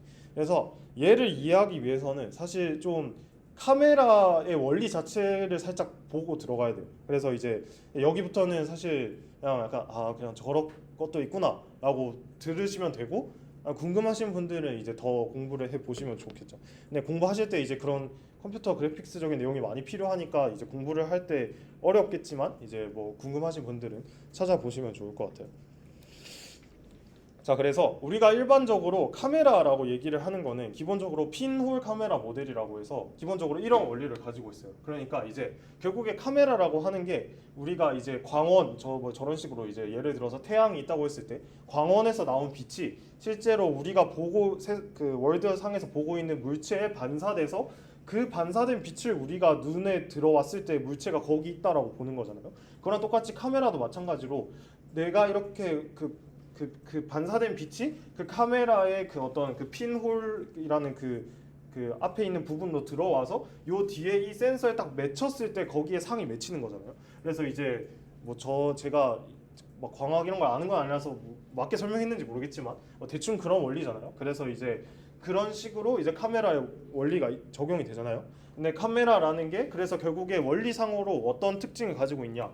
먼저 예를 들어서 만약에 빨간 차 앞에 파란 차가 이렇게 앞에 서 있었어요. 완벽히 가리고 있다고 쳤을 때 빨간 차에서 반사된 빛은 파란 차에 가려서 결국에 여기 안 들어오죠. 그러니까 사진상에 안 보이는 거잖아요.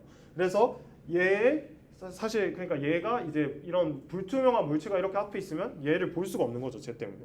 그리고 만약에 예를 들어서 이 앞에 완전 뭐 구름으로 그려놨긴 한데 완전 투명한 물체가 있었어요. 그럼 얘는 그냥 빛이 통과했겠죠. 그러면은 똑같이 이 상이 맺히잖아요. 여기다가 투명한 애는.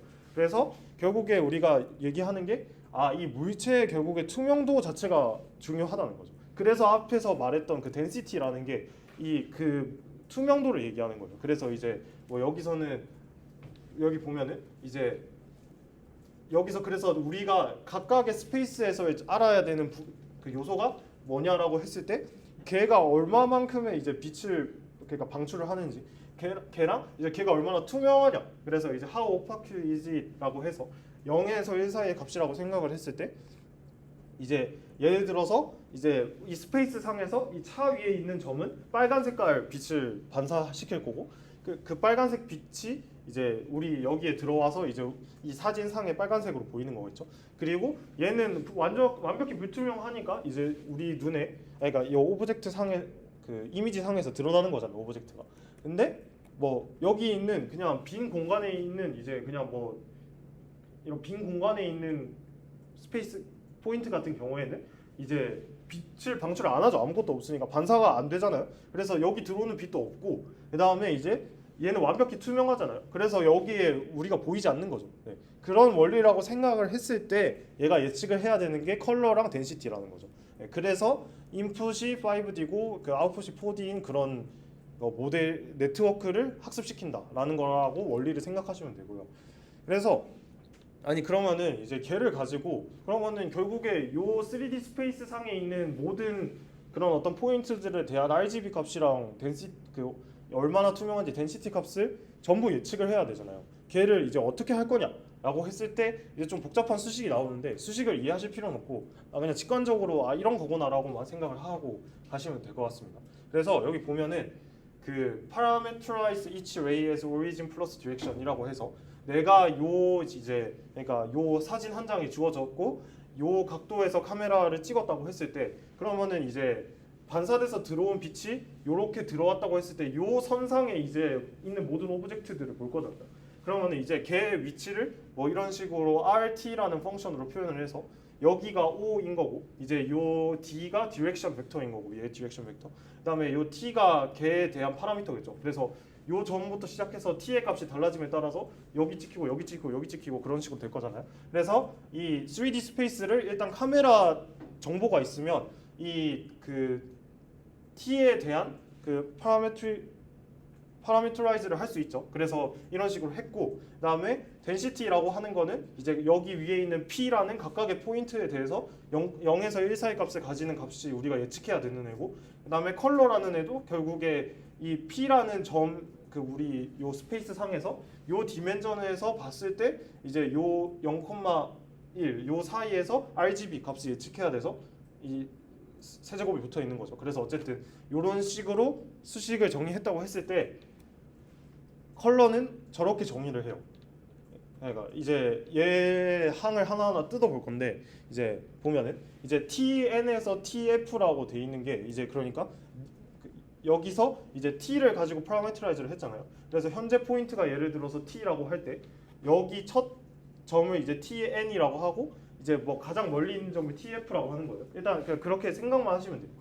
그렇게 해서 이런 식으로 요 사이에 있는 모든 요 세 개의 값을 곱한 값을 적분해서 요 그러니까 용어는 볼륨 렌더링이라고 표현을 하는데 요 볼륨 렌더링이라는 게 이제 이런 식으로 그 이거 요 RT가 주어졌을 때 그 여기 이 RT 상에서 이제 볼 수 있는 모든 컬러 그러니까 컬러 값을 이런 식으로 계산을 하겠다는 거죠.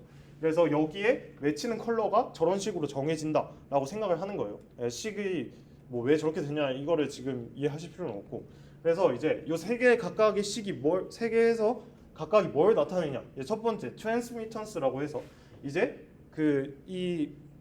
요 t 값은 그 여기 이제 물체에 반사돼서 나한테 오는 그 빛의 양이 얼마인지 얘기하는 거고 그다음에 오파시티가 그 얼마나 투명한지 그걸 얘기하는 거고 컬러가 그러면은 이제 요 디렉션에서 나한테 지금 저 현재 점이 그 보고 있을 때 그 카메라 상에 맺히는 그 컬러 그렇게 해서 요 세 개를 다 곱한 값을 t에 대해서 적분하겠다라고 얘기를 하고 있는 거예요. 그러니까 이게 지금 식을 이해할 필요 없고 앞에서 제가 원리를 얘기했었잖아요. 얼마나 투명한지 그리고 그 색깔이 뭔지 그리고 빛의 양이 얼마인지에 따라서 결국에 이 3D 스페이스를 정의할 수 있다. 그거를 그냥 실제로 그냥 저 범위에서 적분을 하겠다는 거예요. 그냥.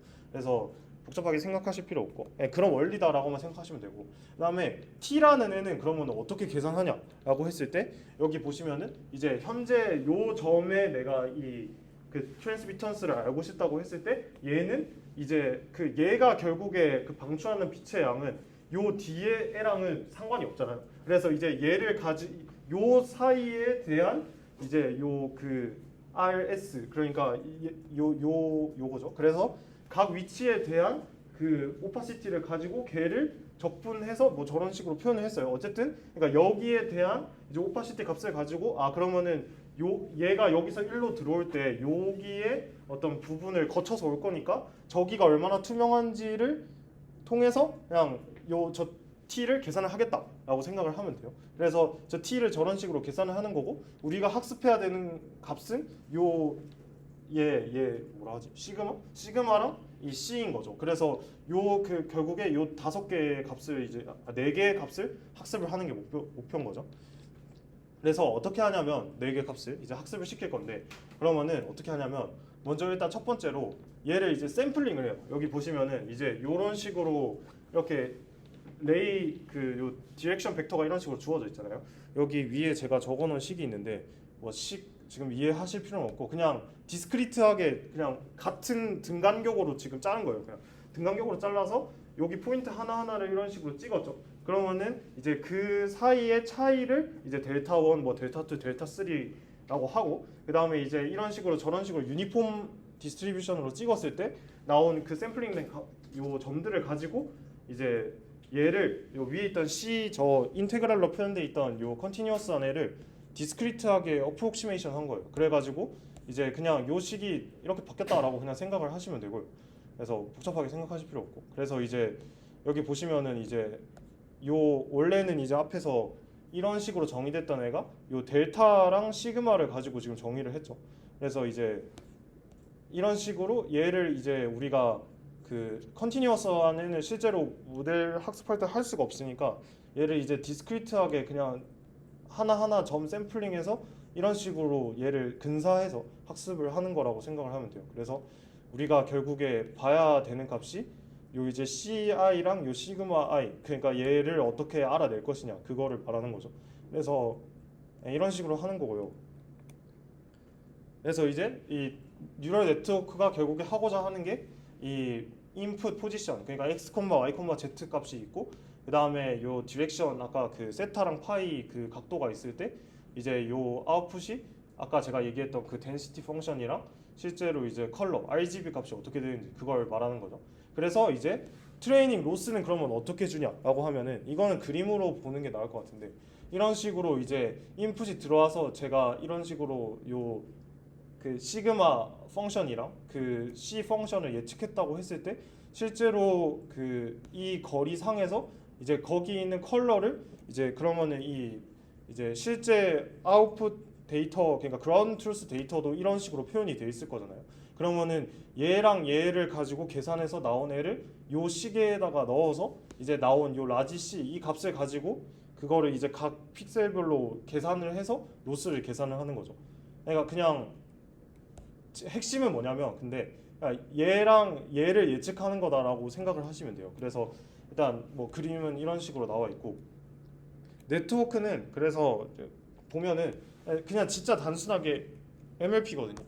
근데 이제 보면은 이런 식으로 X 지금 보면은 근데 여기는 D랑 X가 같이 안 들어가고 이런 식으로 X가 여기에서 따로 들어가잖아요. 그거는 뭐냐면 그러니까 여기 함수 정의한 거를 보시면 요 시그마는 그 P 그러니까 x, y, z 좌표 값만 알면은 예측할 수 있고요.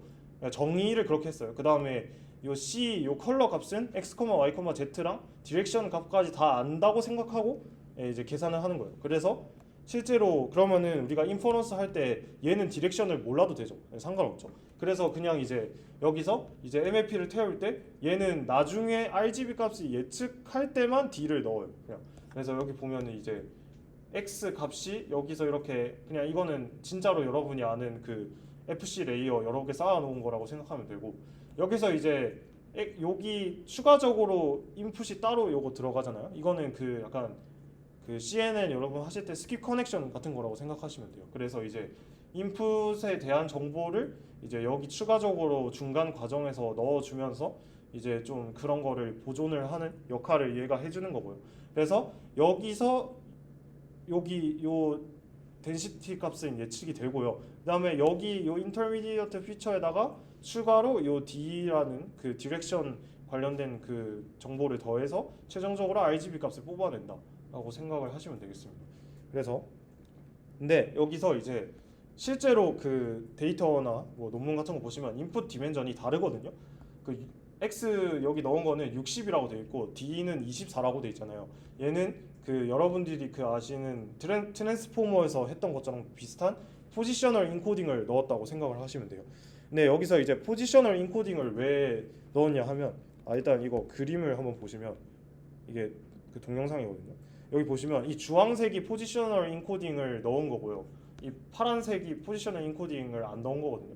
그래서 얘가 지금 보시면 굉장히 빠르게 이제 안정화돼서 이런 식으로 수렴해서 이게 이 뭐냐 포지셔널 인코딩을 안 했을 때보다 학습이 훨씬 잘 되잖아요. 그래서 이제 그러니까 이게 뭐 저도 정확하게 모르지만 여기서 포지셔널 인코딩이 하는 역할이라고 설명하는 게 논문에서 그러니까 요 FC 레이어 자체가 굉장히 단순한 모델이잖아요, 맞죠? 그래서 얘는 그 이미지가 주어졌을 때 걔의 어떤 로우 프리퀀시 그러니까 좀 굉장히 디테일하지 않은 그런 윤곽이나 뭐 이런 것들을 이제 위주로 학습을 할 거잖아요. 그러면 이제 걔만 이렇게 학습을 하면은 얘가 이런 식으로 그 정보를 잘 얻지를 못하니까 추가적으로 걔를 위해서 이제 그런 정보들을 더 주기 위해서 포지셔널 인코딩을 넣는 거고 실제로 이제 이 뭐 그러면은 여기서 MLP 말고 다른 뭐 네트워크 아키텍처를 써도 되는 거 아니냐 뭐 여기다가 트랜스포머를 넣을 수도 있고 뭐 근데 왜 굳이 MLP로 했냐라고 하면은 이제 뭐 약간 좀 뭐 속도 같은 문제도 있겠죠. 왜냐하면은 이제 제 생각에는 이제 그 결국에 MLP라는 게 굉장히 단순한 모델이고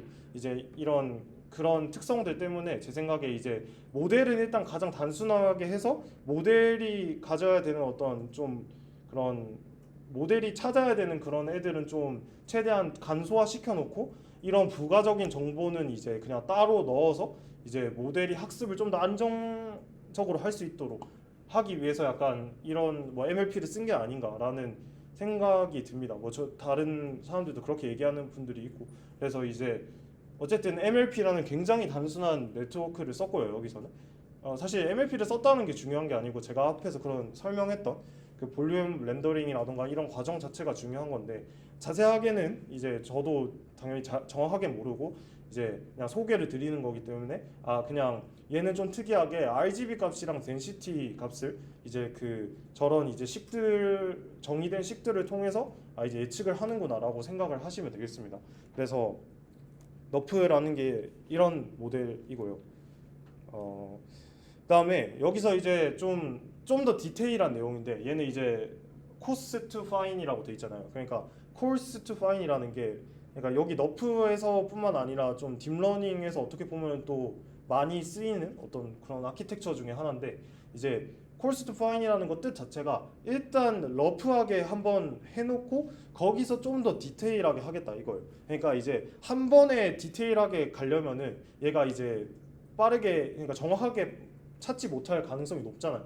학습이 이제 불안정할 경우에 그렇기 때문에 일단 좀 러프하게 일단 맞는 것 같은 걸 좀 찾아놓고 이제 거기서 좀 더 디테일하게 체크하면서 더 정확하게 찾으려고 하는 거죠. 실제로 이렇게 했기 때문에 학습이 잘 됐을 것 같아요, 제 생각에.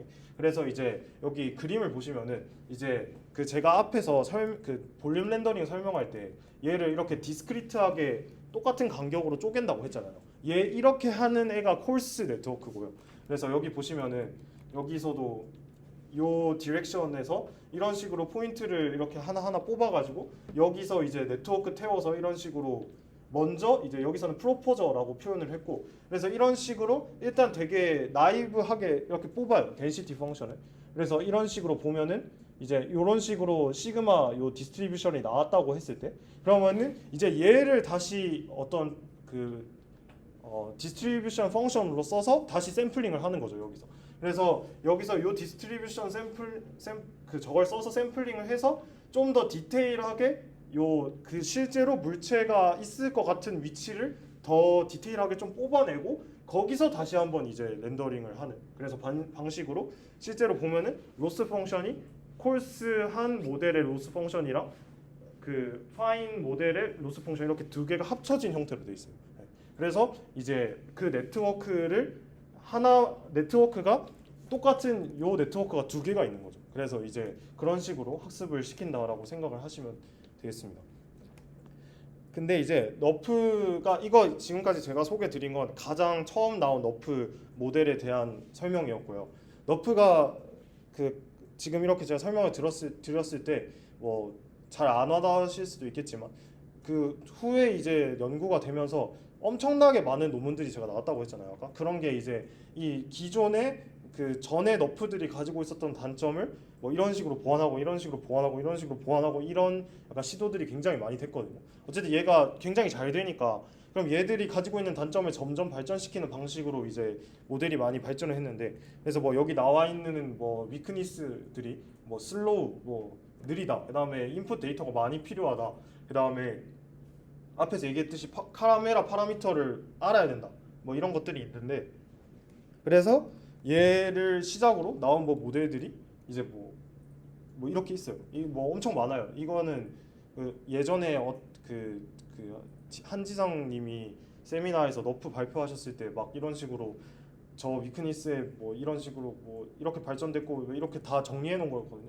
이게 제가 거기 적혀 있는 논문 중에 3분의 1인가밖에 안 가져온 거예요. 엄청 많아요. 그래서 이제 실제로 굉장히 많은 연구가 되고 있고요. 그래서 뭐 또 이제 너프를 가지고 그래서 실제로 3D 리컨스트럭션만 하는 게 아니고 다른 태스크도 막 할 수 있다. 이래서 뭐 여기 보시면은 막 뭐 3D 리컨스트럭션 하고 뭐 포즈 에스티메이션 하고 뭐 이런 식으로 굉장히 많은 또 변형이 있거든요. 그래서 이제 너프라는 모델이 굉장히 많이 쓰이기 때문에 그냥 약간 간단하게 컨셉이라도 알아두시면 이제 좋을 것 같아서 이제 제가 여러분한테 소개를 드린 겁니다. 그래서 이제 당연히 한 번에 이해하시기 어려울 것 같은데 일단 이제 이런 모델이 있구나라는 거를 이제 중점적으로 생각하시고 일단 네, 생각을 하시면 될 것 같고요. 그래서 일단 오늘 준비한 내용은 여기까지고요. 혹시 질문 있으신 분 있을까요? 질문이 없으시면 디스커션 질문 빠르게 얘기하고 마치도록 하겠습니다. 오늘 디스커션 질문은 두 개인데 이제 오늘 이제 굉장히 제가 많은 3D 레프레젠테이션을 다루고 이런 거 할 수 있다 이런 거 할 수 있다 막 이런 식으로 얘기를 했잖아요. 이제 앞에서 다 CNN이나 막 이런 걸로 했잖아요. 그러면은 제가 아까 모노큘러 뎁스 에스티메이션 소개하면서 원래 이제 막 CNN 뭐 인코더 디코더를 하던 걸 DPT로 바꿔서 했다 막 이런 식으로 했잖아요. 그런 것처럼 이제 3D 레프레젠테이션 중에 하나를 고르시든 뭐 그런 식으로 해서 문제 상황을 딱 정의를 하시고 인풋 아웃풋 이거고 그다음에 뭔 태스크를 하려고 한다. 그래서 그 문제를 해결하기 위해서 비전 트랜스포머를 써서 이렇게 할 수 있을 것 같다라고 하나를 제시를 해주시면 됩니다. 그래서 이제 그게 첫 번째고 그다음에 두 번째는 이제 사실 거의 다 드렸는데 너프라는 모델을 다시 한번 이제 그래도 읽어보시면서 완벽히 이해하실 필요는 없지만 너프가 이런 장점이 있을 것 같고 뭐 여기 요거 참고하셔도 되고요. 여기 요거 참고하셔도 되고 그래서 왜 저런 단점이 있을까를 생각해 보면서 장단점 두 가지씩 적어주시고 대신 이제 다 여기 드렸기 때문에 이유를 좀 자세히 적어주셨으면 좋겠습니다. 네. 그냥 단점 이거 장점 이거 이렇게 적지 마시고 좀 자세하게 적어주시면 그래서 감사할 것 같습니다. 그래서 이렇게 두 개가 디스커션 질문일 것 같고요.